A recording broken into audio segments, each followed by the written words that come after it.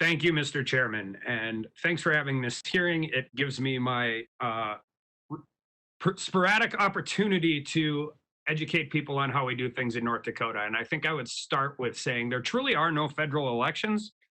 There are only local elections that elect federal officers and federal elected officials. And I know that because North Dakota has probably the easiest voting in the entire country. We have no voter registration. We have 30-day residency requirement. We allow felons to vote when they are out of prison, and we're proud of all of those things. And I think that is one of the problems I have and have significantly with how we are doing this. And just to be clear, during this primary, during COVID, we are doing vote by mail throughout the whole state. It was actually fairly easy for us to set up because we have a number of vote by mail counties already that are almost exclusively vote by mail. But as is always the case when we try and do these things from a federal level, when we are attempting to solve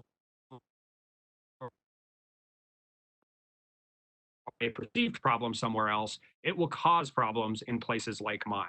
There are things we do very well, but we do them in the aspect of being a very, very rural state. Requiring 20 days early voting in a state with in a county with 700 people doesn't make any sense. And in fact, we have spent many years in different counties and different jurisdictions to get this right. We have we have places we have places that are that have extended early voting, and then we have places that shorten it up but have it open significantly outside business hours. We do a lot of those things. The other thing we do with all absentee and early voting is require that it's postmarked the day before the election. North Dakotans want to know the result of their election on election day. But just other things that exist in all of these different proposals that make it difficult. Mandating that when a declared emergency exists, that it's automatically vote by mail is pretty interesting for us. What most people call weather emergencies, we usually call Tuesday. In varying degrees, in some place or another within our state, there is a federally declared emergency, whether it's for drought, flood, blizzard, all of those different things. These proposals forbid ID requirements for vote by mail. We need voter ID because we don't have voter registration. It would be contrary to North Dakota state law. And there's a conflict with all of those different things. But as we spend so much time talking about how we deal with voter registration and the different issues involved in that, again, North Dakota doesn't have it.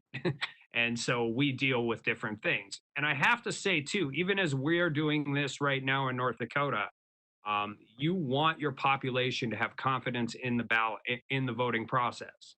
And in our Secretary of State's zeal and effort, which I applaud, to ensure that everybody had the opportunity to vote. I should also say that if more than 3/4 of the ballots that have been requested by absentee voting in North Dakota are returned, this will be our highest voter turnout in the history. I anticipate that probably won't be the case and will be closer to at or slightly above average. But when we do this, we are seeing, and people are getting ballots sent to their house, ballot applications sent to their house for people who haven't lived there in 3 generations. And those types of things cause voters to cause concern over that. And we need to continue to move forward. So I guess my question for either, I suppose Mr. Fitton, as we nationalize these things for a state like North Dakota, we would have to completely revamp how we do our voting. And in our case, it would actually be more restrictive, not less, to our citizens. Isn't that correct? Yes, that's the concern here. You have this national plan that is being proposed that would upend the voting laws in all states in some form or another. And from our perspective, most importantly, the laws that secure the vote, such as voter ID laws. Most Americans support voter ID in significant numbers, both Republican and Democrat. And this is a non-controversial issue other than some hardcore activists on one side who oppose voter ID using fraudulent numbers and reasons for doing so, in my view. Look, you should be able to vote in November. We all agree on that. We want people to be safe. We also want the votes to be secure.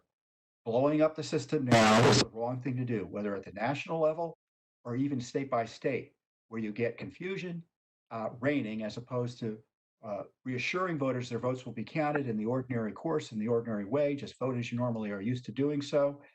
We'll get through it.